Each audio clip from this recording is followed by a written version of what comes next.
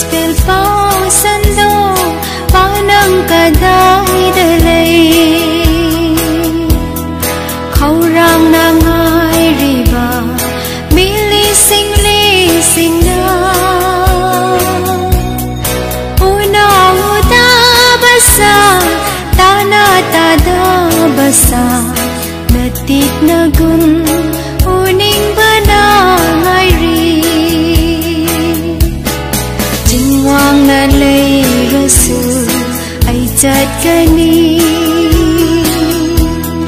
Prabhu giya thangin daba ngamde nong si bi bagila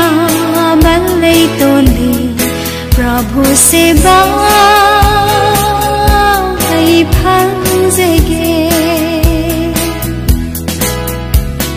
satan khuta mang badalai ri basa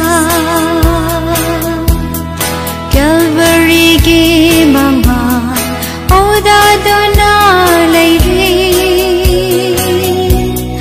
noro ki nam bida themjil li seitana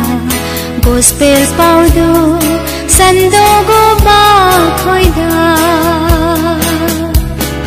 jingwang na lai rasu ai chatani Prabhu giya thangin daba ngamde nong si bi bagila malay toli Prabhu se ba ai phang jege gospel khonje launing daba mi sing ado lomba naida naka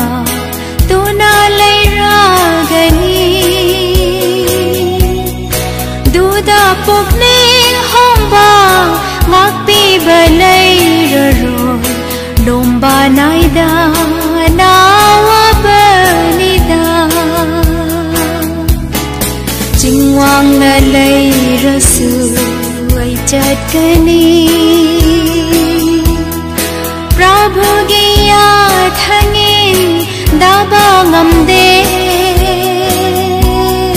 nong si bi bagila malay toli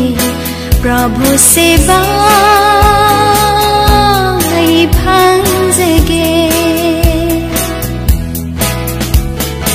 hey gospel na kauri tabi umarup sa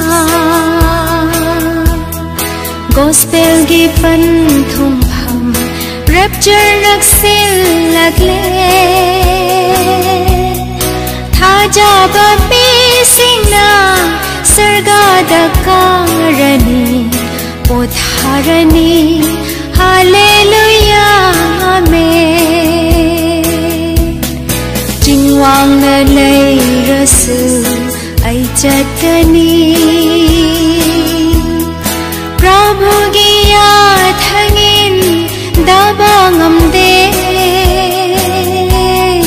nong si bi bagila